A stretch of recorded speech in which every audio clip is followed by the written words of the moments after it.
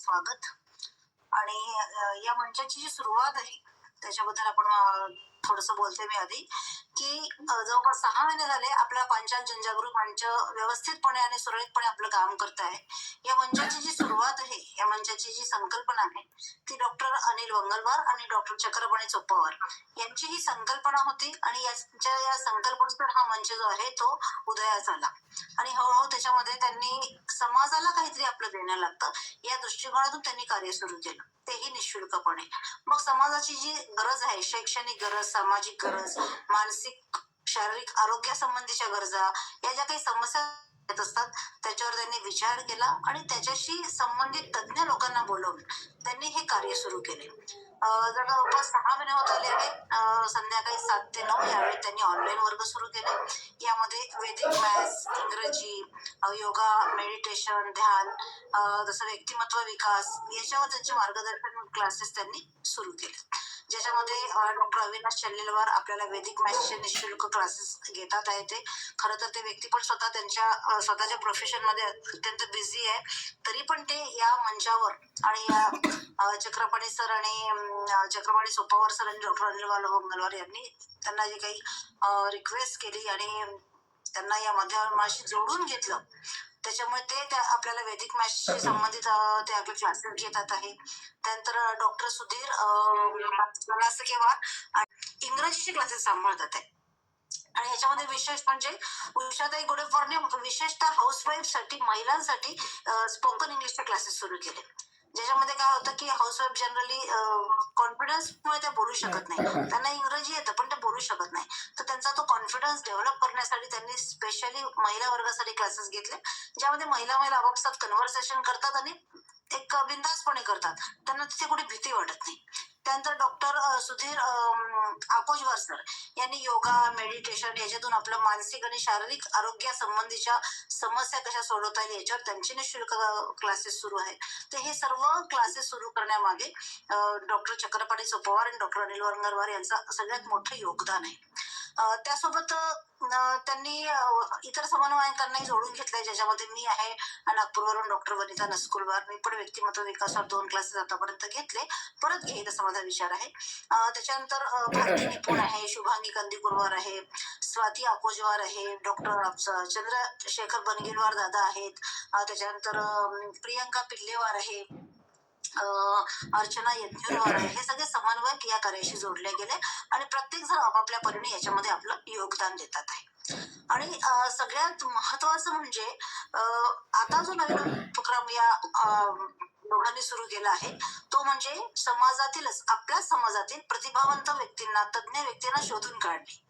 तर हे खूप छान उपक्रम यांनी सुरू केला आहे. तर मागच्या वेळेस त्यांनी जे एक प्रतिभावंत कलाकार शोधून काढला ते म्हणजे संतोष एनगुर्तीवार, जे शिल्पकार आहे आणि असे जागतिक दर्जाचे शिल्पकार त्यांना म्हणता येईल, कारण त्यांचे जे गुरु आहे ते राम सुतार, ज्यांनी अयोध्येतील मूर्ती घडवलेली आहे. त्यांच्यानंतर त्यांचे ते भगवान रामपुरे हे त्यांचे गुरु आहे. तर अशा व्यक्तीसोबत काम करण्याचं भाग्य त्यांना लाभलं आणि तो व्यक्ती आपल्या समाजातील आहे, हे खरंच आपल्यासाठी अत्यंत म्हणजे अभिमानाची गोष्ट आहे. आणि त्यांना या मंचावर उपस्थित करून देण्याचं कार्य, शिल्पकला म्हणजे काय, दगडाच्या मूर्ती कशा घडवतात याच्याबद्दल आपल्याला माहिती मिळाली. तसेच आज त्यांनी जे प्रमुख अतिथी आपल्यासाठी आणले आहेत ते म्हणजे डॉक्टर देवेंद्र लिंगोजवार. आता ते आपल्याला सिकल सेल या रोगाबद्दल माहिती देणार आहे. हा एक आजार आहे, सर्वसामान्यांना सिकल सेल म्हणजे काय हे माहितच नाही, इव्हन मला सुद्धा माहिती नाही. मी जरी माझ्या विषयातली म्हणजे माझा तज्ञ असेल किंवा मी एवढा PhD केलाय, पण मला सुद्धा सिकल सेल आजार म्हणजे काय, हा काहीतरी रक्तपेशींचा आजार आहे एवढंच मला माहिती आहे, आणि ज्याच्यामध्ये व्यक्ती वीक होतो वगैरे, पण त्याच्यातल्या डिटेल्स मला काहीही माहिती नाही. तर अशा सर्वसामान्य मलाच माहिती नाही, अजून जे सामान्य लोक आहे ज्यांचा म्हणजे खूप असा अभ्यास वगैरे नाही, त्यांना त्याबद्दल माहिती असणं शक्य नाही असं मला तरी वाटतं की सिकल सेल म्हणजे नेमकं काय आहे. तर अशा दुर्लभ आणि दुर्मिळ आजारांवर माहिती देण्यासाठी आपल्या समोर आज उपस्थित आहे ते म्हणजे डॉक्टर देवेंद्र लिंगोजवार. तर आपण सर्वप्रथम सगळेजण त्यांचे टाळ्या वाजवून स्वागत करूया मंचावरच, कारण आपल्याकडे ऑनलाईन क्लासेस आहे. तर सगळ्यांनी टाळ्या वाजवा देवेंद्र लिंगोजवारांसाठी. आणि त्यांच्याबद्दलची डिटेल माहिती, त्यांची मुलाखत घेण्याचं काम जे आहे ते डॉक्टर चक्रपाणी सोपवार सर करणारच आहेत, त्याच्यामुळे मी त्यांच्याबद्दल जास्त बोलणार नाही. फक्त आता मी माईक देते डॉक्टर चक्रपाणी सोपवार सरांना, म्हणते की त्यांनी या कार्याची आता पुढची धुरा सांभाळावी आणि त्यांची मुलाखतीद्वारे आम्हाला त्या दुर्लभ आजाराबद्दल माहिती द्यावी. तर सोपवार सर प्लीज. हॅलो, सर्वांना नमस्कार. डॉक्टर देवेंद्र आपण उपस्थित झालात, नमस्कार. चेहरा मोठा दिसायला पाहिजे स्क्रीनवरती. हा, तर आज आपण पंचाल जनजागृती मंचच्या द्वारा जो आज कार्यक्रम घेत आहोत, ही आजची द्वितीय सेलिब्रिटी आहे डॉक्टर देवेंद्र लिंगोजवार. डॉक्टर देवेंद्र लिंगोजवार हे आपल्या चंद्रपूर जिल्ह्यातीलच आहेत. बऱ्याच लोकांना किंवा बहुतेक लोकांना माहीतच नसेल की ते खास करून म्हणजे आमच्याच गावच्या एरिया कोंडिवली तहसील येथील आहे आणि त्यांचं शिक्षण सुद्धा बल्लारपूर येथील गुरुनानक कॉलेजमध्ये झालेलं आहे. त्यांचा माझा सहवास, ओळख खूप वर्षापासूनची आहे आणि शिक्षण घेत असताना पासूनची आहे. तर ते आपल्या एरियातून एक उच्च विद्या विभूषित अशी व्यक्ती पुढे आलेली आहे आणि त्यांनी पुणे विद्यापीठातून बायोकेमिस्ट्री मध्ये PhD केली आणि अमेरिकेतील न्यूयॉर्क येथील Albert Einstein college of medicine मधून हेमॅटॉलॉजी मेडिसिन या विषयात उच्च गुणवत्ता प्राप्त करून सिकल सेल बिमारीवरचे मोठे तज्ञ डॉक्टर झाले आहेत. ते आज त्यांची ख्याती महाराष्ट्रभर आहे, सर्वत्र झालेलं आहे. शासन दरबारी सुद्धा त्यांचं काम झालेलं आहे आणि सिकल सेलचे अभियान चालवण्यासाठी आदिटेक या संस्थेचे संस्थापक अध्यक्ष सुद्धा ते झालेले आहेत. त्यांनी ती संस्था स्थापन केली आहे. त्याद्वारा भारतातील पुढील पिढीतील सिकल सेलचे अॅनिमिया रोखण्यासाठी सेवाभावी कार्य ते आज करत आहेत आणि हा त्यांचा थोडक्यात परिचय आहे. जास्त परिचय देण्यापेक्षा आपण पुढच्या कार्यक्रमाला सुरुवात करूया की त्यांचं हे योगदान आपल्या समाजासाठी खूप मोठं आहे आणि म्हणून प्रत्येकाच्या मनात एक जिज्ञासा असते की एवढी महत्वाची व्यक्ती नेमकी आपला परिस्थिती सांभाळून, घरची परिस्थिती सांभाळून जेव्हा एवढ्या मोठ्या वरच्या लेवलचं गुणवत्ता प्राप्त करते, बायोकेमिस्ट्री मधले एक अत्युच्च शिक्षण ते पूर्ण करून सिकल सेल वरती संशोधन करते, ही बाब सर्वसाधारण व्यक्तींच्या आकलनाच्या बाहेरची आहे. तेव्हा मी त्यांना बोलतं करतो की त्यांना जे काही आपण विचारणार आहोत ते आपल्या सगळ्यांना माहिती व्हावं, हा त्यामागचा हेतू आहे.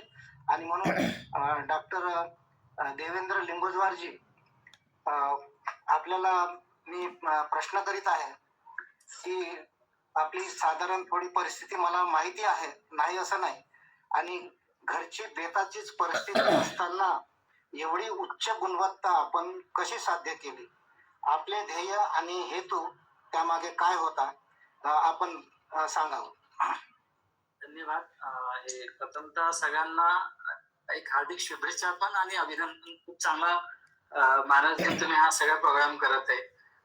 मी बऱ्याचदा तुमचे प्रोग्राम्स अटेंड केले नाही, पण ग्रुपमध्ये मला माहिती कळत होती. बिझी शेड्यूल आणि वेगवेगळे, आणि त्यापैकी बऱ्यापैकी मागच्या वर्षी मी चंद्रपूरलाच होतो. 1 नंबर. 2, मी सुरुवात कशी केली तर बेसिकली मी स्वतःही काम, माझं दुकान होतं. माझे वडील त्यांनी सांगितलं की ते शिक्षण जरी केलं तरी आपला जो बिझनेस आहे, जातीवंत धंदा तो सोडायचा नाही. मी MSc ला जातपर्यंत माझं दुकान होतं राजुऱ्यामध्ये आणि अगदी चांगलं चालत होतं ते. आणि ते करताना मी पाहिलेलं, मला त्या डिपार्टमेंट मध्ये मला पहिला जॉब मिळाला. ते मी 5-6 महिने केलं तिथे माझ्या समोर एक डेथ झाली मलेरियाची, आणि आम्ही तिला पॉझिटिव्ह केलं होतं गॅमेटोसाइट्स आहे मलेरियाची आणि अर्जंटली ती गेली पाहिजे. पण ती केस पाटण जीवतीपर्यंत जातपर्यंत पाटणच्या खाली उतरण्याच्या आधीच ती केस गेली, RS ला पोहोचली नाही, राजुऱ्याला.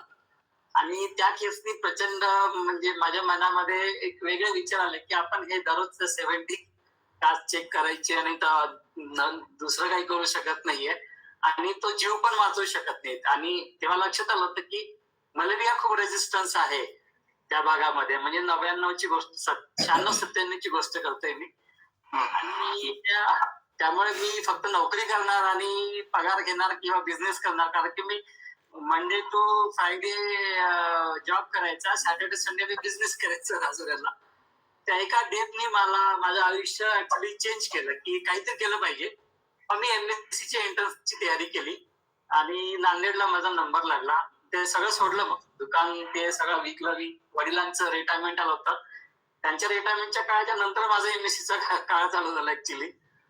आणि नंतर मग विषय पण तोच घेतला मी मलेरियाचा, की ज्याच्यामध्ये रेजिस्टन्स झालेला आहे तो का झालेला आहे. असं करता करता मग नांदेडवरनं मी पुण्याला ना परत चंद्रपूरला गेलो नाही मी, तिथं काही नव्हतं. आपल्याकडे अजूनही तेवढा स्कोप बायोटेकला किंवा रिसर्चला नाहीये. मग तो प्रवास माझा मुंबईपर्यंत गेला. मुंबईला पहिला जॉब लागला, मग अमेरिकेपर्यंत, आणि मग नंतरची स्टोरी आहेच. तर त्या एका डेथमुळे ऍक्च्युली मी तेवढा काही स्वतःला हुशार समजत नाही की त्या विषयात आहे, पण एक झील होती की मला काहीतरी करायचंय वेगळं, जे बाकी करत नाही त्याच्यापेक्षा काही वेगळं. त्यात एका मलेरियाच्या डेथमुळे मी या फील्ड मध्ये आलो आणि बेसिकली तो टर्निंग पॉइंट होता पहिला.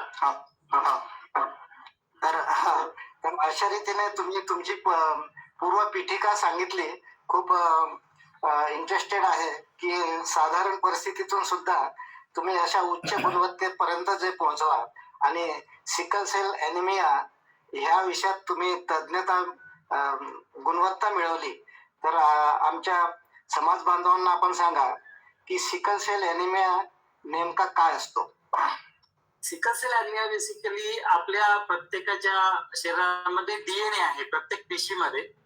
तर त्याच्यामध्ये बदल झाला जर असेल, त्याला आपण इंग्लिशमध्ये म्युटेशन म्हणतो आणि मराठीमध्ये साधा बदल, म्हणजे आपल्यामध्ये आता पण बदल चालू आहे. तर असा अचानक बदल काही ठिकाणी जिथं प्रोटीन तयार होतं हिमोग्लोबिन, तर त्या पर्टिक्युलर एका ठिकाणी बदल झाला DNA मध्ये खूप काही आधी, साधारण एक 10,000 वर्ष आधी किंवा त्याच्या पण आधी. आणि त्यावेळेस सिव्हिलायझेशन नव्हतं, म्हणजे वेगवेगळ्या संस्कृती वगैरे नव्हत्या आणि फॅमिली पण असते, आई वडील बहीण भाऊ वगैरे हे काहीच नव्हतं. ते नंतर शेतीच्या नंतर, तर त्या काळात तो बदल झाला आणि असाच बदल आतापर्यंत हा आफ्रिकेपासून तर इंडियापर्यंत आला. आणि तोच बदल म्हणजेच सिकल सेल ॲनिमिया. तर त्याच्यामध्ये होतं काय, DNA मध्ये बदल झाला तर प्रोटीन मध्ये बदल झाला, म्हणजे प्रोटीन जो आहे तो अनस्टेबल झाला किंवा अबनॉर्मल. त्याच्यामुळे जे तुम्हाला चंद्राकार जे दिसते आकृती, म्हणजे सिकल, त्याला इंग्लिशमध्ये आपण सिकल म्हणतो, विळासारखा. आणि गोल जे असतं तो ऍक्च्युली RBC ती गोल असायला पाहिजे, पण सिकल सेल म्युटेशन असल्यामुळे ती विळाच्या आकाराची होती, विळा किंवा पावशी सारखी म्हणतात.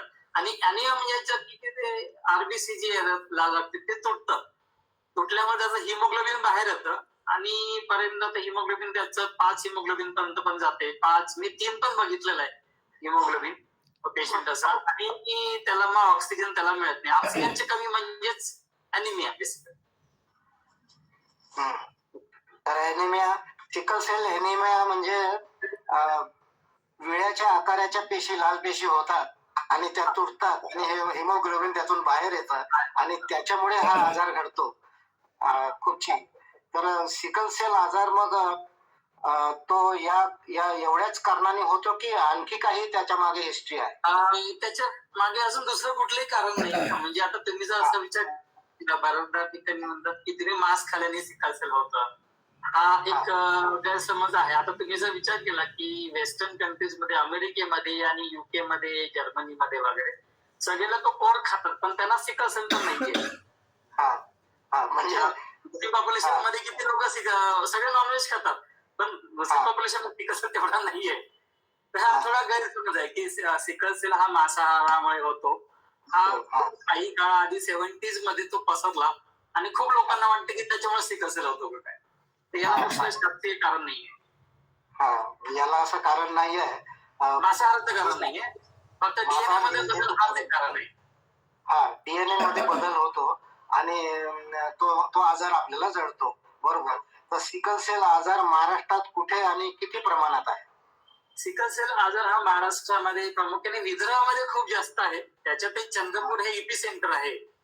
आता आम्ही प्रोजेक्ट केला आणि मागच्या 20 वर्ष आधी तो मी केला. जवळपास मी तिथे 2001 पासून काम करतोय चंद्रपूरमध्ये.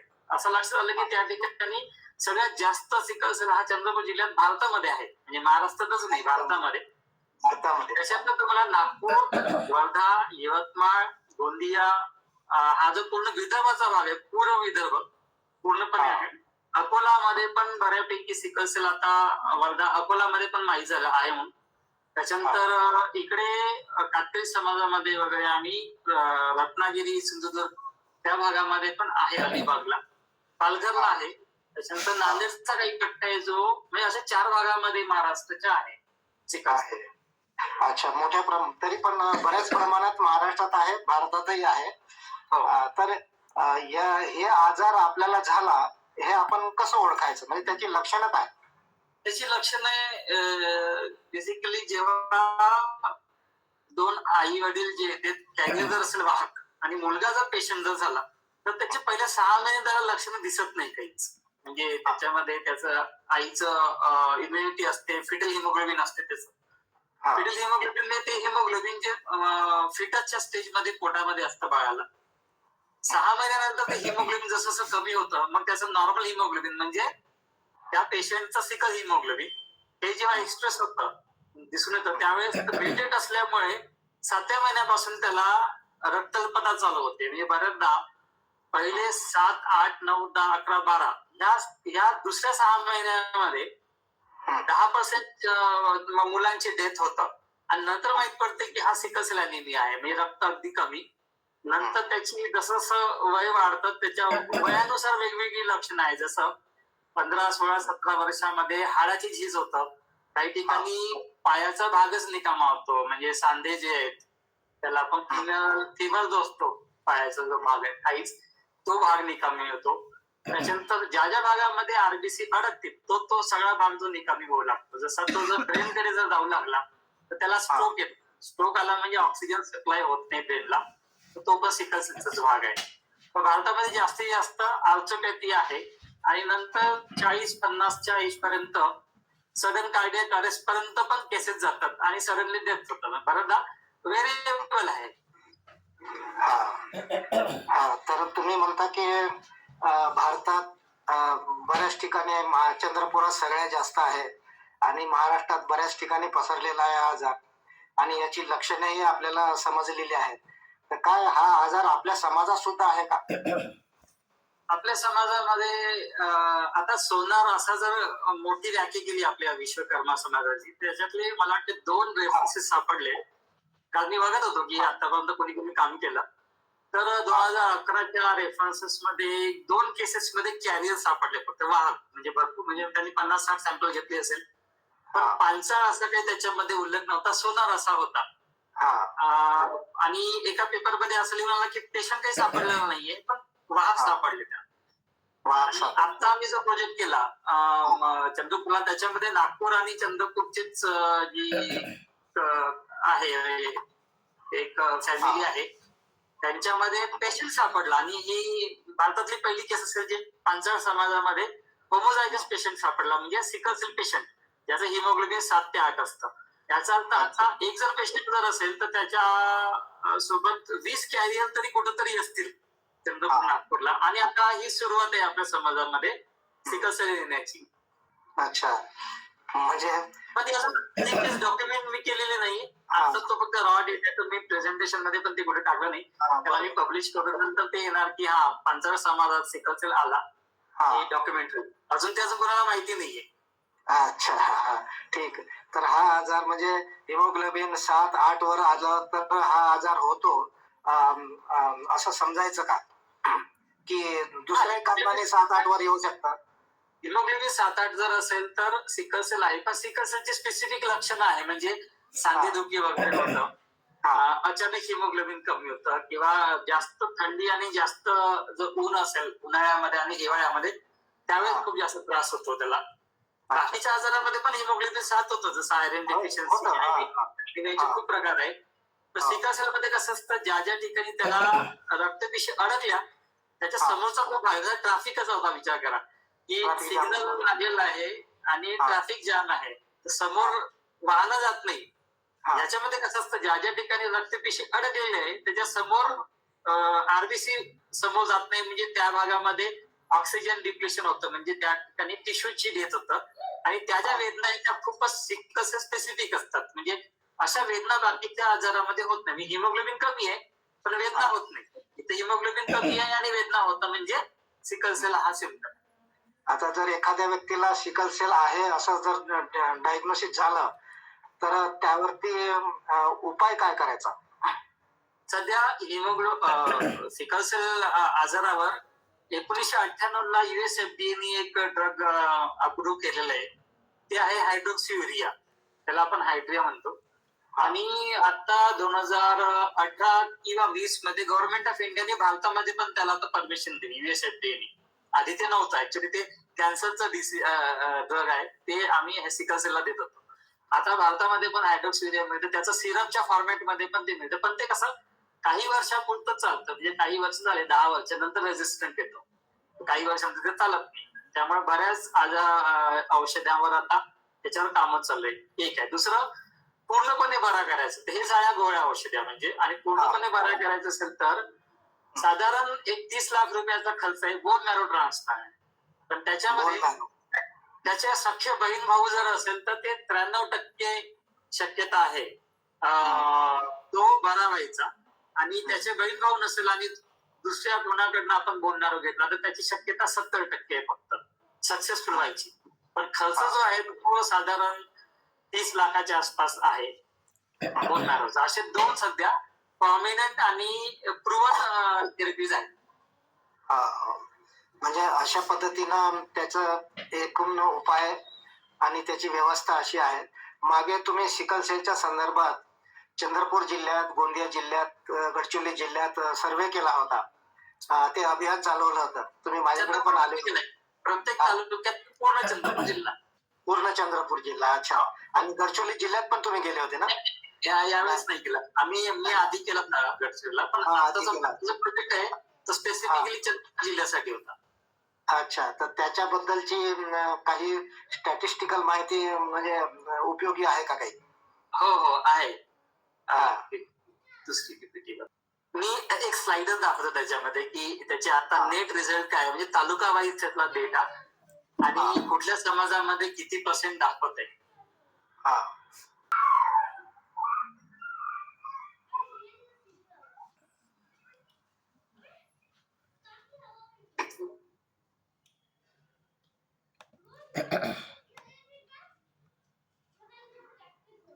स्लाइड दिसते काय? दिसतंय. तुम्ही तोंडाने सांगा ना, म्हणजे ते योग्य राहील. हॅलो, दिसते. दिसते. दिसत आहे.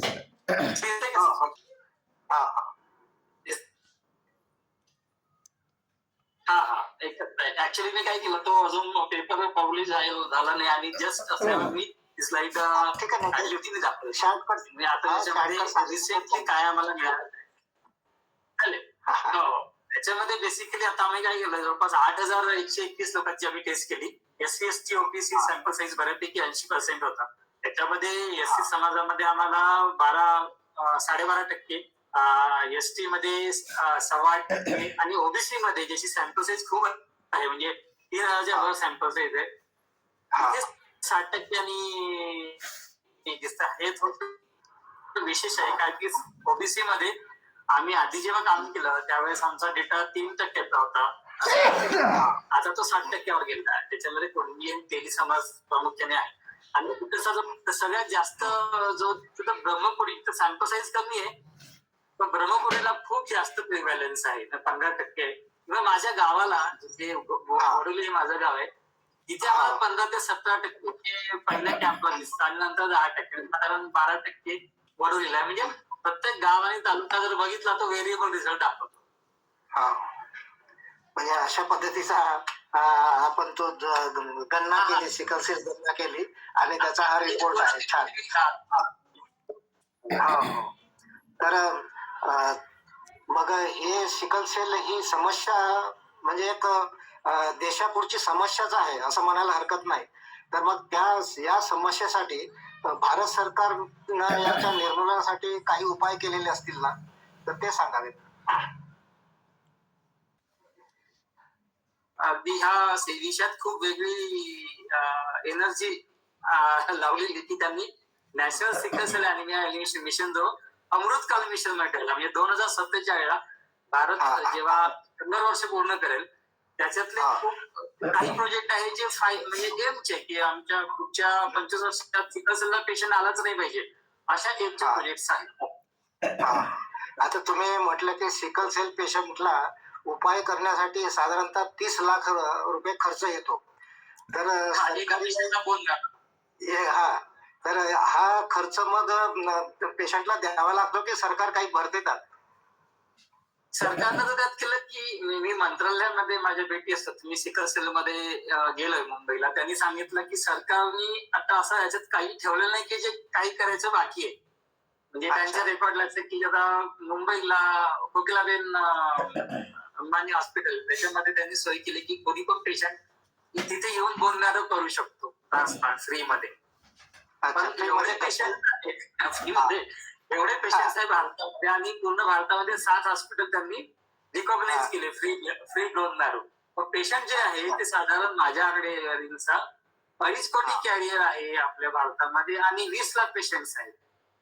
20 लाख पेशंट तर तुम्ही जर 30 लाख रुपये आणि 20 लाख पेशंट जर म्हटलं तेवढं आपल्या भारताचं जे बजेटच नाहीये, अख्ख्या हेल्थ बजेट नाहीये.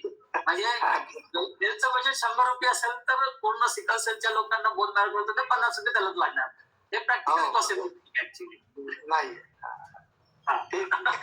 म्हणजे असं आहे. ठीक आहे. तर तुमचा त्या संबंधीचा प्रयास, सिकल सेलची माहिती आणि तुमचे स्वतःचे उपाय या सर्व लक्षात घेता आपल्याकडे विदर्भातील सिकल सेल रुग्णांच्या सेवेकरता देशातील पहिले संशोधन केंद्र हिमोग्लोबिन पॅथी सॅटेलाइट सेंटर माजी खासदार हंसराजजी अहिर यांनी चंद्रपुरात सुरू केले असं मी ऐकलेलं आहे.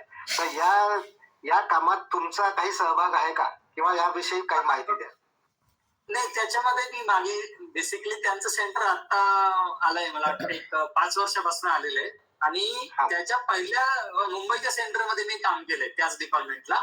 पण ते खूप आधी आहे. त्याच्यानंतर मी काय केलं, माझं स्वतःचं एनजीओ स्वतःची कंपनी स्थापन करून मी स्वतंत्र काम करतो. तेव्हा गव्हर्नमेंट सिस्टम मध्ये मी आज जात नाही. सिस्टमच्या बाहेर राहून वेगळा प्रयास काय करतो ते बघतो. पण माझे त्यांच्याशी खूप चांगले संबंध आहेत. तिथले जे हेड आहे प्रभाकर केदार सर आहेत, ते डिपार्टमेंटल हेड आहे, तिथे डायरेक्टर पण आहे. त्या मॅडम आहेत मुंबईच्या. आणि जे डिपार्टमेंटल हेड आहे त्यांनी ते नागपूरचेच ऍक्च्युली प्रभाकर केदार. आता ते माझ्या सेंटरला पण चंद्रपूरला येऊन गेले. त्यांनी सांगितलं की तुझा पण प्रयास खूप चांगला आहे. गव्हर्नमेंट सिस्टम मध्ये कसं बेसिकली त्याच्यामध्ये की विदर्भातले जे लोक आहे मराठी चंद्रपूरचे ते लोक जास्तीत जास्त घ्यायला पाहिजेत जेणेकरून ते तिथे राहून कामं करतील. आता सेंट्रल गव्हर्नमेंटला कसं होतं की तुम्ही सेंट्रल गव्हर्नमेंटच्या बदले ह्या ऑल ओव्हर इंडियामध्ये होत असतात. आणि जो माणूस चेन्नईवर आला तो चेन्नईवर जायचा प्रयत्न करेल, चंद्रपूरला थांबणार नाही. हो. तर हे अशा पद्धतीचं आहे. ठीक आहे की चंद्रपूरला जे सेंटर निर्माण झालं आहे त्यातूनही काही चांगले घडतील आणि आपल्या जिल्ह्याचा खास करून म्हणजे हंसराज अहिरने ते प्रयत्न करून सुरू केलेला आहे, चांगली गोष्ट आहे. तर हा असा एक भयानक रोग म्हणा किंवा भीतीदायक रोग म्हणा, तर हा जर तरुण पिढींना जर झाला आणि नवविवाहित दाम्पत्यांनाही जर असं काही लक्षात आलं किंवा लक्षात आणून द्यावं असा जर आपण विचार केला तर तुम्ही काय सांगाल की शाळा कॉलेजातील तरुण पिढी व नवविवाहित यांच्यासाठी तुम्ही काय उपाय सुचवू इच्छिता?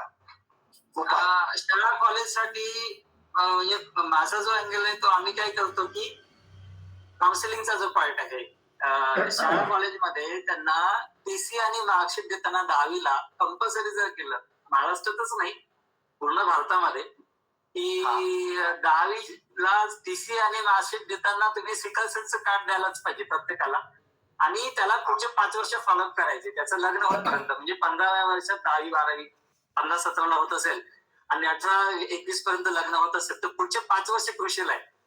आणि त्याला समजा त्यांनी लग्न केलं, म्हणजे आता कोणी लव्ह मॅरेज करते सपोज, दोघांचं इंटरकास्ट मॅरेज पण आहे सपोज, त्याच्यात दोघंही समजा जर कॅरियर आहे, तुम्हाला हा तक्ता दिसतोय का सिकल सेल वाहक असेल तर कसं लग्न करावे? नाही सर, प्रेझेंटेशन दिसत नाहीये. त्याच्यामध्ये कसं असतं की ह्या सगळ्यांनी समजा आधी तर टेस्ट करून घ्यायचंय आणि शक्यतो कॅरियर सोबत लग्न करू नये, 2 कॅरियर एकत्रित. पण समजा लव्ह मॅरेज असेल आणि लग्न करायचं जर असेल, दोघांना माहीत जर असेल तर त्यांनी प्रसूतीपूर्व गर्भजल परीक्षण म्हणजे पीसीआर टेस्ट करता येतं त्यांना. आणि पीसीआर टेस्ट जर केलं तर मुलगा जर पेशंट असेल म्हणजे रोगी बाळ सिकल सेलचा, तर त्याला अबॉर्ट करता येतं. तर ती फॅसिलिटी पण गव्हर्नमेंट फ्री ऑफ कॉस्ट आहे. चंद्रपूर जे सेंटर आहे तिथं जर कोणी गेलं मला प्रीनॅटल डायग्नोसिस करायचं आहे तर ते फ्री ऑफ कॉस्ट. त्याची आता मार्केट कॉस्ट जी आहे ती साधारण 5,000ची आहे. तर ती कॉस्ट ती पूर्णपणे फ्री आहे गव्हर्नमेंट त्याच्यामध्ये. बरोबर.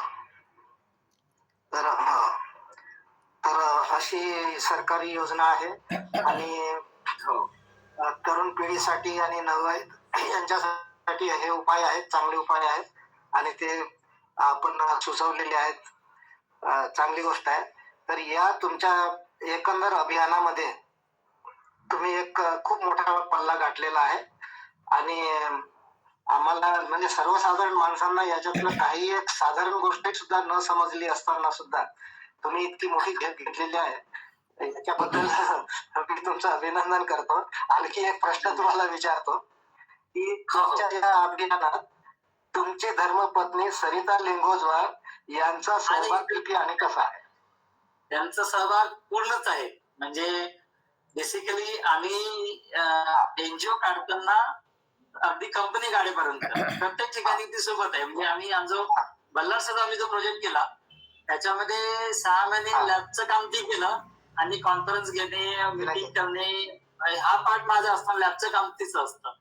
त्यामुळे तिचा सहभाग पूर्णपणे म्हणजे मागच्या सगळ्या वर्षामध्ये तर सिकल सेलच नाही आमच्या लॅबच्या सगळ्या कामामध्ये ती सोबत असते. ती आहे ती सोबतच आहे. नमस्कार नमस्कार नमस्कार. आणि हा मुलगा सहभाग आहे. हा माझा मुलगा हा आपण यामध्ये किंवा माझ्या सब्जेक्ट मध्ये आता तो शिकतोय बायोटेक्नॉलॉजी. अच्छा. हा कुठे शिकतोय तो? पुण्यालाच मॉडर्न कॉलेजला सेकंड इयरला आहे BSc ला. अच्छा. अच्छा. पण तिने बायो हा विषय शिकून घेतला 20 वर्ष माझ्याकडून. अच्छा. छान छान. म्हणजे तुम्ही पूर्ण कुटुंब या सेवेला वाहिलेले आहात. चांगली गोष्ट आहे. तर आता एक शेवटचाच प्रश्न विचारतो की तुम्ही या शिल्पकार पांचाल समाजाला कोणता संदेश द्याल, काय प्रिकॉशन घ्यायला सांगाल? एक स्लाइड आहे फक्त शेवटची, ती खूप की स्लाइड आहे. एक अंडरस्टँडिंग येतं सिकल सेल आला कधी हे जे आपल्याला कळलं तिथं जाईल कसा हे लक्षात येईल. ही एक स्लाइड आहे जी मी खूप मेहनतीने या प्रोजेक्ट साठी बनवली होती. आजच्या स्लाइड शो नाही होत आहे. हा एकच स्लाइड आहे बेसिकली की आपण कव्हर करते प्रोजेक्टला की सिकल सेल समजायचं असेल तर आपल्याला 10,000 वर्ष आधी जावं लागेल, म्हणजे 8,000 years बिफोर बेस्ट. स्लाइड दिसत त्यावेळेस नाही. मलेरियाचं इव्होल्युशन जे झालं वेगवेगळ्या प्राण्या पक्ष्यापासून तर माणसांपर्यंत. आवाज नाही बरोबर. हॅलो, हा येतोय का? हा आवाज येतो आहे, स्लाइड नाही दिसत आहे. अधिक स्लाइड होता आवाज शो कर.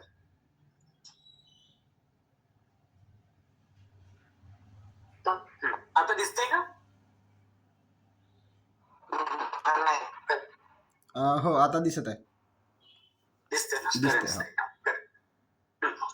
ही जी स्लाइड आहे याच्यामध्ये एक सम केलं की ह्याला समजायचं असेल म्हणजे मागे पास्ट मध्ये काय झालं आणि भविष्यात काय होऊ शकतं आणि काय आपण आता सध्या आपण गोटे आहोत. तर 10,000 वर्ष आधी प्लाझ्मोडियम फॅल्सिपेरमचं इव्होल्युशन झालं आणि मलेरियाचे जे 4 पॅरासाइट त्यापैकी प्लाझ्मोडियम फॅल्सिपेरम हा याच्याने डेथ होतं मलेरियाची, म्हणजे माणसांची डेथ होतं या मलेरियामुळे. 5,000 वर्ष आधी आपण जर बघितलं तर 4 संस्कृती आल्या. भारतातील संस्कृती म्हणजे इंडस व्हॅली.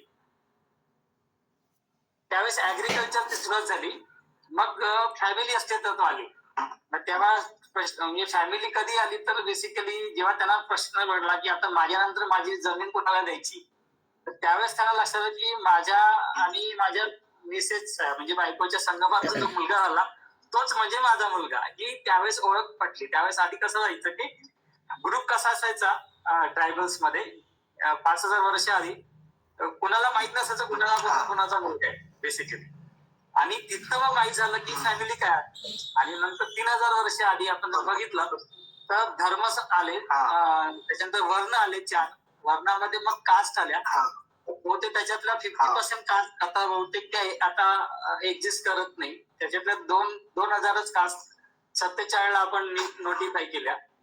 नंतर आता हे जर असं बघितलं की आता आपण सध्या काय करतोय आपल्या जनरेशन मध्ये काही काही ठिकाणी तो जो सिकल प्रिव्हॅलन्स आहे तो 40% पर्यंत वाढलेला आहे. एखादा म्हणजे परगार हा एक कम्युनिटी आहे किंवा इनुला ट्राईब्स आहे, अशा काही कम्युनिटीज आहे इथं सिकल खूप वाढलेलं आहे. डिस्ट्रिक्टचं तुम्ही बघितलं ना, परवाच एक न्यूजपेपर मध्ये नागपूरचा डेटा आलेला आहे. 30 लाख लोकांची त्यांनी टेस्टिंग केली, त्याच्यात 3.5% कॅरियर आहे. चंद्रपूरचा जो डेटा आहे तो 60%चा आणि चंद्रपूरला हा नागपूरपेक्षा दुप्पट सिकल कॅरियर आहे. आता तुम्ही जर असं बघितलं की पुढे हा सिकल जाईल कसा, आता पुढे समजा आपण 50 वर्ष 75 वर्ष 100 वर्ष तर जाईल का. बेसिकली मागच्या 3,000 वर्षामध्ये जाती घट्ट झाल्या, समजव्यवस्था आली आणि त्या जातीमध्ये लग्न होऊ लागली. मग काय झालं, ज्याच्यामध्ये सिकल होता तो जास्त कॉन्सन्ट्रेट झाला आणि सिकल आता नागपूरला 3.5% किंवा चंद्रपूरला 7.5% येतपर्यंत 3,000 वर्षाचा कालावधी लागला. म्हणजे आता तुम्हाला तो जर दिवस करायचा असेल परत 1% किंवा 0%, तर 3,000 वर्ष नाही पण ऍटलीस्ट आपल्याला 100 वर्ष तर लागेल. 100 वर्ष लागेल. जास्त लागेल. त्यासाठी आपण आता काय करतो तर आपल्याला 100 वर्षाचे स्ट्रॅटेजिक प्लॅन आता केले 25 वर्षात, तर पुढच्या पिढीला ते कामं देत गेलं तर ते कमी होईल असं आहे. तर बरेच जटिल काम आहे आणि म्हणजे हा विकार बराच चिवट आहे आणि तो सहजासहजी जाणारा नाही असं लक्षात येतं. किंवा 1,000 वर्ष 500 वर्ष तरी लागेल साधारण जायला. आता प्रश्न आहे की आपल्या जातीमध्ये कशा थांबायचा.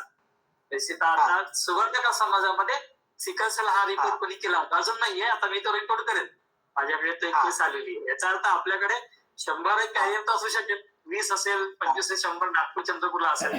आता तुम्ही जेव्हा प्रत्येकदा आपण समाजाचे प्रोग्राम करतो ना, त्यावेळेस तुम्ही सिकल सेलचे सोलिबिलिटी हा प्रोग्राम जर ठेवा मिनिमम स्क्रीनिंग.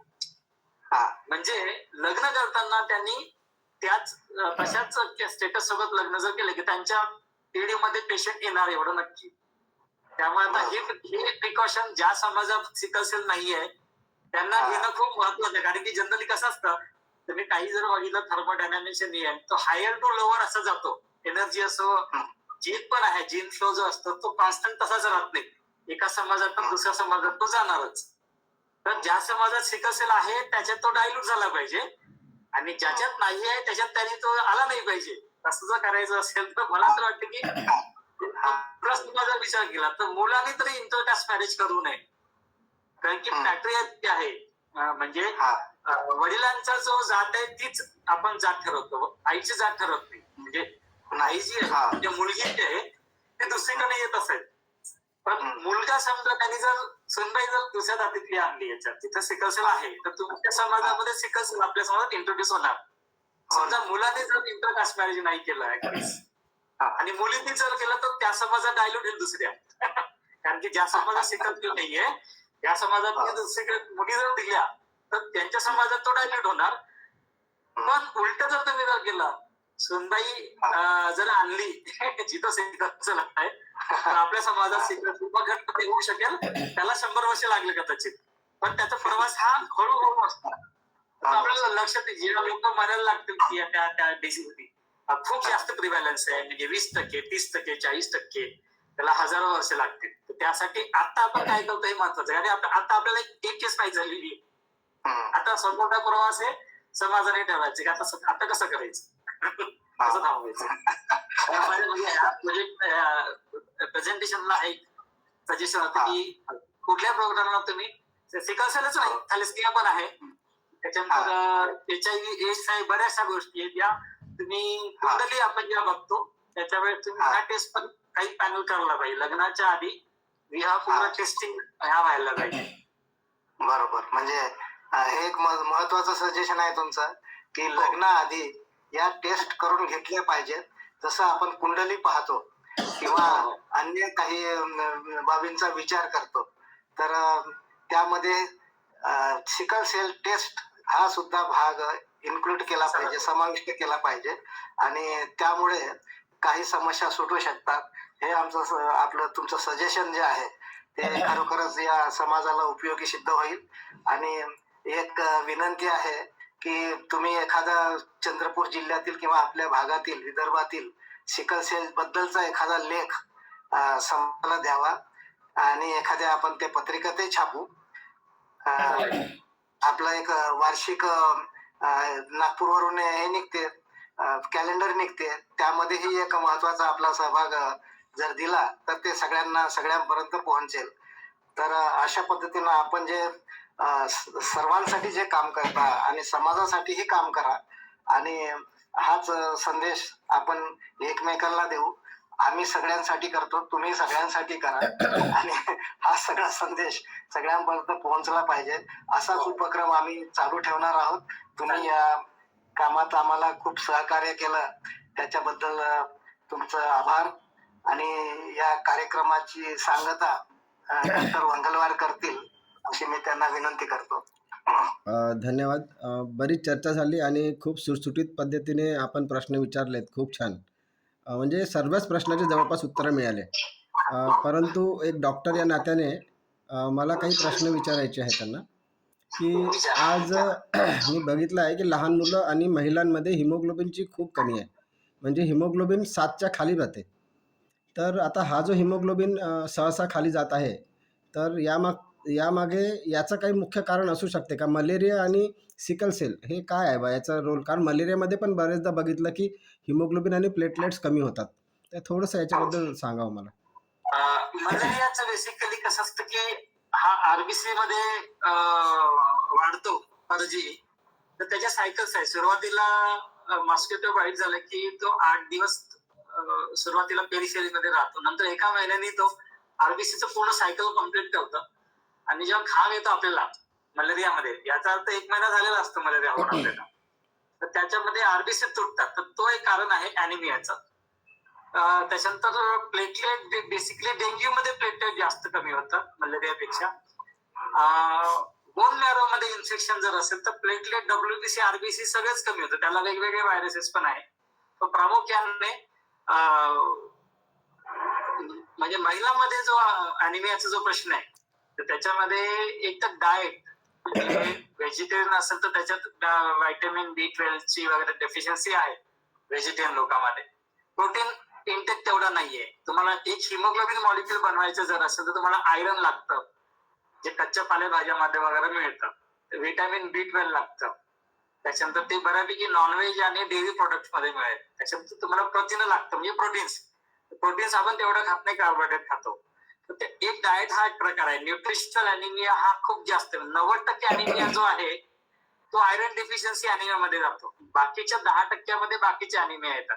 तर डाएट आणि आयरन हे खूप महत्वाचं आहे.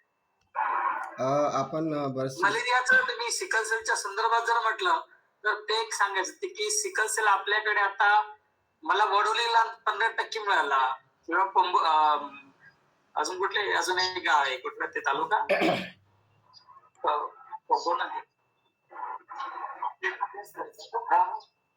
नागवेड जवळचा तालुका ब्रह्मपुरीला आम्हाला 15% मिळाला. हा ब्रह्मपुरीला काही काही ठिकाणी ज्या ज्या ठिकाणी राईस ग्रोविंग रिजन आहे तिथे मलेरिया अजूनही आहे.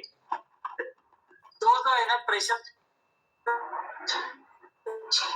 तो कॅरियर आहे ते मलेरियाने पण जात नाही आणि सिकल सेलनी पण जात नाही. पण पेशंट जे आहे ते सिकल सेलनी जातात आणि नॉर्मल जे आहे ते मलेरियाने जातात. तो कॉन्स्टंट प्रेशर अजूनही आहे. समजा मलेरिया आपोआप जर गेला किंवा वॅक्सिन त्याचं डेव्हलप झालं आणि तर मग काही वर्षानंतर डिकेट्स किंवा सिकल सेल आपोआप कमी होऊ शकतो त्या त्या भागात. अच्छा, आणखी विचारायचं असं होतं की म्युटेशन हे फक्त मनुष्याच्या माध्यमातूनच जातं की मच्छर पण याच्यामध्ये कारणीभूत ठरू शकते असं काही? अशा नाही क्वेश्चन नाही कळला. हा जो म्युटेशन होतो आहे हा म्युटेशन म्युटेशन हा बाय डिफॉल्ट आधी झालेला आहे. तो फक्त कॅरी होतो. आता नवीन म्युटेशन काही इंट्रोड्यूस होत नाहीये. अच्छा. आई वडिलांमधून मुलामध्ये जातो तोच आहे आणि मॉस्किटोमुळे म्युटेशन काही जात नाही. Okay okay.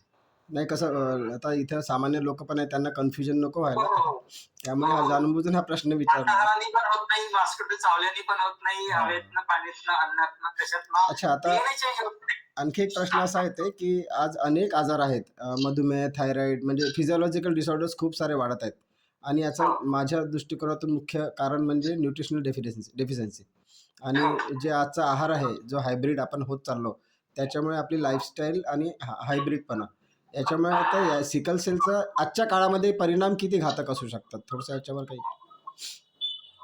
डाएट आणि सिकल सेल म्हणते का? म्हणजे कसं की आधी तर ऑर्गॅनिक खात होतो आपण, आजपासून 50 वर्ष आधी जर गेलो, पण आजच्या काळामध्ये पूर्ण आपण हायब्रिड झालेला आहोत. तर आज सिकल सेल आणि आधीच्या याच्यामध्ये तर घातक किती होणार, म्हणजे कोणाला झालं तर किती परिणाम होऊ शकतो घातक?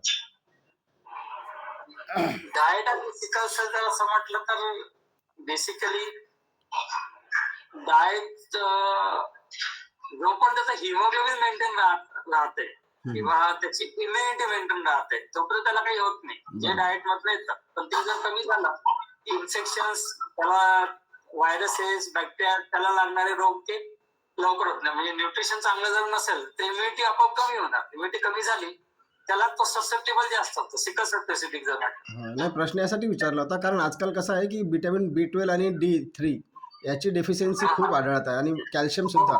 तर बोन मॅरो म्हटलं की कॅल्शियम, व्हिटॅमिन D आणि B खूप महत्त्वाचे रोल निभवतात आणि मोस्ट ऑफ द केसेसमध्ये ही डेफिशियन्सी आढळत आहे. तर याच्यामध्ये ही खूप घातक होऊन जाणार. हो, आणि त्याच्यात व्हेजिटेरियन लोकांमध्ये B12 ची डेफिशियन्सी हे आहेच. त्यांनी बॅलन्स राहण्यासाठी नॉनव्हेज खात नसेल तर मग डेअरी प्रोडक्ट जास्त खायला पाहिजे. चीज आहे, पनीर आहे किंवा मग डायटरी सप्लिमेंट. अमेरिकेमध्ये बऱ्याचदा कसं असतं की बरेच न्यूट्रिशन मिळत नाही तर प्रत्येक जण सप्लिमेंट घेतात. आपल्याकडे सप्लिमेंट तेवढं आपण घेत नाही. बरोबर. म्हणजे समजा मिळत नसेल ऑर्गॅनिकली तर सप्लिमेंट घेणे महत्वाचं. तर त्यामुळे ती भरपाई तुम्ही प्रत्येकाने करायला पाहिजे आपल्या डाएटनं जात नसेल. आता सुधीर भाऊचा काही प्रश्न आहे, पण सुधीर भाऊंना बोलवायच्या आधी मी एक विनंती करतो की आपल्या NGOच्या माध्यमातून करिअर गायडन्सचा पण काहीतरी उपक्रम आहे आपला, तर कृपया शेवट सुधीर भाऊच्या प्रश्नानंतर तुम्ही त्याची माहिती नक्की द्यावी. सुधीर भाऊ प्लीज.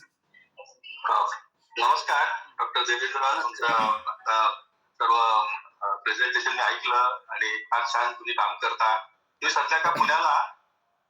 हो, मी पुण्याला. मी 99 पासून पुण्यातच आहे. अच्छा, तुमचं NGO पण आहे आणि तुमचं स्टार्टअप कंपनी पण आहे? हो, NGO मी खूप आधी काढली. मी व्हायरोलॉजी इन्स्टिट्यूट मध्ये NIV ला. त्याच्या आधी मी 2001 मध्ये NGO काढली. म्हणजे माझ्या NGO ला आता जवळपास 25 वर्ष होते आणि त्याच्या माध्यमातून आम्ही हे छोटे मोठे जे प्रोजेक्ट्स आहे फ्री टेस्टिंग वगैरे ते करतो. आणि स्टार्टअप मी 2007 ला काढले ATG लॅब म्हणून आणि 18 मध्ये मग कोविडच्या थोडंसं आधी आम्ही व्हायरोलॉजी बेस्ड अधिटेक ही कंपनी काढली. आता ते CROचं काम करतं व्हायरोलॉजी मध्ये स्पेसिफिकली. व्हेरी गुड, फार छान. मी काही याच्याबद्दल डॉक्टर बंग यांचे मी व्याख्यान ऐकले होते जे सर्च ऑर्गनायझेशन आहे नागपूर म्हणजे गडचिरोलीला, आणि असं म्हणतात की आपला गडचिरोली जिल्हा इकडे माळघाट वगैरे या विषयात हा जो प्रकार आहे ॲनिमिया आणि सिकल सेल हा फार जास्त आहे असं ऐकण्यात आहे. परंतु तुम्ही जे आता सांगितलं की हे इरॅडिकेट करण्यासाठी आपल्याला 100 वर्ष लागेल. 100 वर्ष लागेल. प्रक्रिया आहे. यायला 3-4,000 5,000 वर्षाचा काळ लागला असेल तर तो 25 वर्षात कसं जाईल? नाही, थोडंसं एक प्रश्न माझी अशी होती की 100 वर्ष तर आपण थांबणं आणि ही प्रक्रिया अशी सुरू राहू देणं हे तर काही खूप चांगलं सोल्युशन नाही आहे. त्याच्यात मला दोन प्रश्न असे विचारत होते. Can our yoga and meditation helps to म्हणजे याच्या चांगल्या आरोग्यासाठी या सिकल सेलच्या मेडिटेशन आणि योगा करू शकते का? तो पॅथोजेनेसिसचा त्रास कमी करू शकतो. म्हणजे आता पेन असेल, आता मी सांगते पेनची स्केल डेव्हलप केली आहे सिकल सेलची. तर त्या पेशंटला विचारायचं की तुला पेन किती वाटतं, 0 to 10 मध्ये सांग. पण हे जे पेन आहे ते योगाने कमी होतं, त्याच्यात काम झालेलं आहे. योगा मेडिटेशननी तुमचा जो पेन जो पार्ट आहे तो कमी होतो, पण क्युअर होणार नाही. त्याला एक तर जेनेटिक इंजिनिअरिंग, आता क्रिस्पर कॅस वगैरे नवीन टेक्नॉलॉजी आल्या की त्याच्या जेनेटिक मध्ये त्याचा डीएनए चेंज करायचा आणि मग तो बोन मारू त्याला टाकायचा. स्टेम सेल टेक्नॉलॉजी आहे, क्रिस्पर कॅस आहे नवीन, पण त्या खूपच कॉस्टली. मला वाटते आता गव्हर्नमेंटने म्हटलं की 5 कोटी पर्यंतचा खर्च आहे एकाला क्रिस्पर कॅसचा. अमेरिका पण देऊ शकत नाही त्यांच्या पेशंट्सला. याचा अर्थ आपल्याला कुठेतरी प्रिव्हेन्शन मध्ये काम करावं लागतं. माझं काम 4 मध्ये झालंय. एक एपिडेमियोलॉजी डायग्नोसिस, दुसरं पॅथोजेनेसिस, तिसरं थेरपेटिक्स आणि चौथं प्रिव्हेन्शन. तर प्रिव्हेन्शन हा पार्ट जो आहे हा थोडासा निग्लेक्टेड झालेला आहे आधीपासूनच. आणि कसं असतं, जेव्हा तुम्ही टेस्टिंग करता पेशंट तुम्हाला जर मिळाला तर पूर्ण वर्क तुमचं फोकस हा पेशंटला ट्रीटमध्ये जातं. म्हणजे तुम्हाला नव्यानं जे तुम्हाला कॅरियर मिळाले त्याच्यावर काहीच काम होत नाही आणि परत त्यांचं लग्न होतं परत पेशंट येतात. तर तुम्हाला फंडिंग पासून तर वैचारिक बैठक त्याची प्रिव्हेन्शनवर जास्त पाहिजे फोकस करायला. आणि ते 100 वर्ष नक्की लागणारच. म्हणजे तुम्हाला एक सेकंड नाही, मला थोडं ऍडिशन करायचं होतं की ऑल मेडिसिन सायन्स जे काही म्हणजे हा सिकल सेल जो आहे हा बेसिकली बॅक्टेरिया किंवा व्हायरल अशा प्रकारचा नाही आहे. It is an element. Yes, it is an element in the structure, body structure. The genetic structure मधला एलिमेंट आहे. हो हो हो हो, बरोबर ना? येस. हे एलिमेंट जे आहे सो मेनी एलिमेंट्स म्हणजे हे आपल्या डीएनए मध्ये एन्कॅप्सुलेट होऊन आपल्या जीवनात असतात. तसे अनेक राहू शकतात. तर sickle cell one of them. Yes. तर माझं एक होतं की आम्ही आता आमच्या मंचद्वारे आम्ही हार्टफुलनेस मेडिटेशनचे क्लासेस पण घेतो आणि ते आम्ही रेग्युलरली दर गुरुवारला घेतो. परंतु मी मागच्या अनेक वर्षापासून हार्टफुलनेसचा ट्रेनर आहोत आणि या सिस्टम मध्ये जे डीएनए स्ट्रक्चर आहे याला म्हणतात आपण जेनेटिक, जे आपण पॅरेंट पासून डिराईव्ह करतो. आणि अनादर जन्म झाल्यानंतर इपिजेनेटिक स्टार्ट होते. इपिजेनेटिक कंडक्ट अवर लाईफ. तर मग त्या लाईफ मध्ये मेडिकल सायन्स असेल, आपलं न्यूट्रिशनल असेल किंवा हा योगा आणि मेडिटेशनचा पार्ट असेल. पण आमच्या हार्टफुलनेस मेडिटेशन मध्ये असं म्हणजे प्रिडिक्टेबल आहे. आणि म्हणजे जवळपास आमच्याकडे कंटिन्यू एज्युकेशन, कंटिन्यू मेडिकल ची एक विंग आहे. जवळपास 500 डॉक्टर लोक त्याच्यावर संशोधन करतात. ते डेडिकेटेड फॉर दिस. म्हणजे हे मेडिटेशन केल्यानंतर कोणकोणते असतात ते रोग साध्य होऊ शकते त्याच्यावर कंटिन्युअसली रिसर्च चाललाय.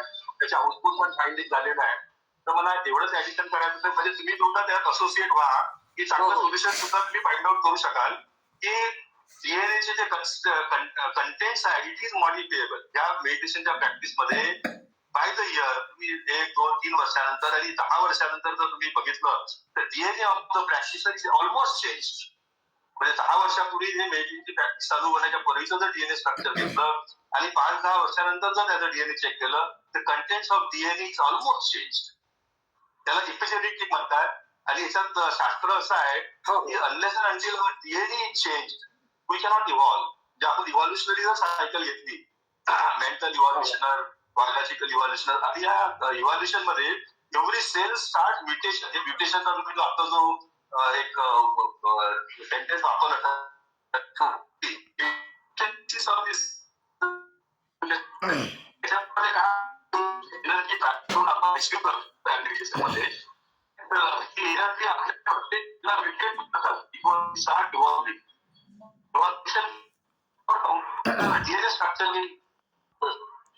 मला वाटते अशा प्रकारच्या प्रॅक्टिस अशा असाध्य लोकांना हे sickle cell is one of them. असे अनेक एलिमेंट्स हे निघून गेलेले आढळलेले आहेत. तर जस्ट ऍज ए मी सजेशन आहे की तुम्ही पण थोडस याच्यात मदत करा किंवा हे अडॉप्ट करून बघा. हे 100 वर्षाचा जो कालावधी आहे आणि आपण जर विचार केला 1 life time for a sickle cell is sufficient ना. 1 लाईफ टाईम त्याचं जीवन जे आहे म्हणजे फॉरगेट अबाउट 100 इयर्स, एक सिकल सेलचा पेशंट आहे त्याच्या जीवन काळामध्ये त्याला सोल्युशन मिळणं आवश्यक आहे ना. सुधीर भाऊ नक्कीच मला वाटतं मेडिटेशनचं पण म्हणजे गहराईने जो रेग्युलर मेडिटेशन करते त्याच्याने डेफिनेटली DNA मध्ये काही ना काही चेंजेस येतातच आणि त्याच्यावर अभ्यास व्हायला पाहिजे. DNA मध्ये structurally बदल होणार नाही.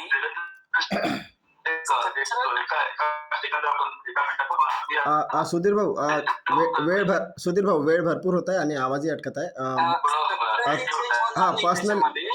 पर्सनली Pathogenesis फक्त योगा मेडिटेशन करतो तर हे मी म्हणतो, पण स्ट्रक्चरली म्युटेशन होणार नाही ऍज इट इज. बेसिकली आम्ही जेव्हा इपिजेनेटिक मध्ये मिथायलेशन वगैरे पार्ट असतो की डीएनएचा मॉडिफिकेशन थोडेसे डीएनए ला एक्सप्रेस कधी करायचं कधी नाही करायचं तो पार्ट इपिजेनेटिक होऊ शकतो. म्हणजे त्याला मॉडिफिकेशन होईल पण म्युटेट होणार नाही. म्हणजे एक्झिस्टिंग म्युटेशन नाही होणार नाही. नाही हा तिथेच संशोधनाचा भाग आहे. हो नाही हा तिथेच संशोधनाचा भाग आहे. मॉडर्न सायन्स काय म्हणतं की तुम्ही ते प्रूव्ह करून दाखवा ऍज इट इज मॉलिक्युलर लेवलला तर ते एक्सेप्ट होईल. पण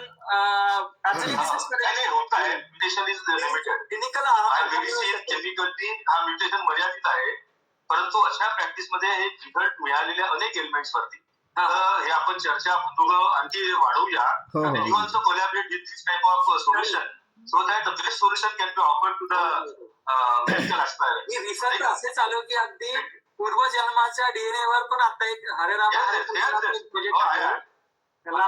नॉलेज सिस्टम म्हणतो त्याचं मी माझ्या लॅबमध्ये थोडंसं दिलं होतं की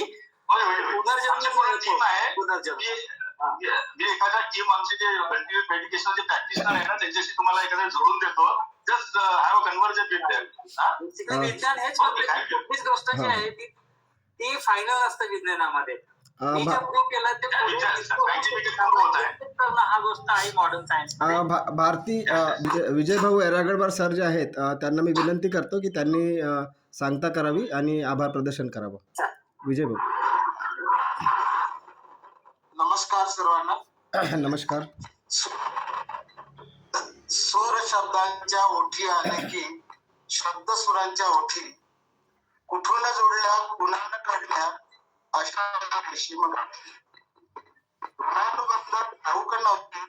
ऋणानुबंध ठाऊक नव्हते एकमेकांना शोधित होते नाते तर जुनेच होते आगमन झाले शुभयोगाचे नाते जोडले होते पालकाला जनजागृती मोठे होते हे बंद रेशमाचे. आभार प्रदर्शन करण्याची त्याबद्दल मी कार्यक्रमाच्या आयोजकांना धन्यवाद देतो. जसा पावसाच्या ठिकाणी धरती सुगंध आणि सुखावते तसंच चांगल्या माणसाच्या सानिध्यात जीवन आनंदी होते आणि नाते होते. म्हणून तुमच्यासारखी चांगली माणसे भेटणं म्हणजे भाग्यच असते. तुमचे जिव्हाळा आधार मानणे क्रमप्राप्त करते. पूर्णविराम म्हणजे शेवट नाही, कारण त्यानंतर आपण नवीन वाक्य घेऊ शकतो. त्याचप्रमाणे आभार प्रदर्शन शेवट नाही तर ती माझ्या यशाची सुरुवात असते. आपण या माणसावर आधार आणि अमूल्य अशी माहिती दिली. मी पण चंद्रपूर जिल्ह्यात सावली तालुक्यामध्ये होतो. त्यामध्ये शाळेमध्ये विद्यार्थी होते सेलचे.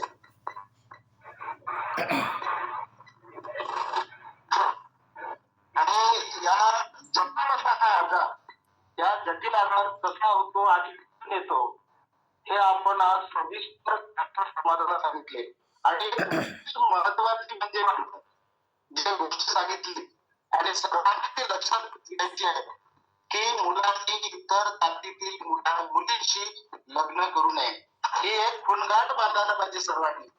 एक अमूल्य असं वाक्य आणि निरंतर लक्षात ठेवण्याचं वाक्य तुम्ही आज आम्हा समाज बांधवांना सांगितला. या मंचावर आपण आला त्याबद्दल या मंचाच्या वतीने मी आपलं खूप खूप आभार मानतो. सुद्धा मी या उपक्रमाचे डॉक्टर चक्रपाणी चोपटावार, सौ वनिताताई नक्षलवार आणि डॉक्टर सुधीर आपलं या आणि उपयुक्त अशी माहिती सगळ्यात मानवापर्यंत पोहोचवली त्याबद्दल आपल्या सर्वांचे मनपूर्वक मी आभार मानतो. नमस्कार. ठीक आहे सर, खूप खूप आभार. खूप छान माहिती झाली आणि आजचं आभार प्रदर्शन पण खूप व्यवस्थित मांडलं. थोडंसं आवाजामुळे नेटवर्कमुळे थोडा इश्यू झाला. आणि पांचाळ जनजागृती मंचचे आम्ही सर्व समन्वयक आणि सर्व सहयोगी समन्वयकांचा सुद्धा खूप खूप आभार. आपण आजचा कार्यक्रम इथे संपवूया. चला, भेटूया नेक्स्ट टाईम. धन्यवाद देवेंद्र सर. ठीक आहे. धन्यवाद. हा. धन्यवाद.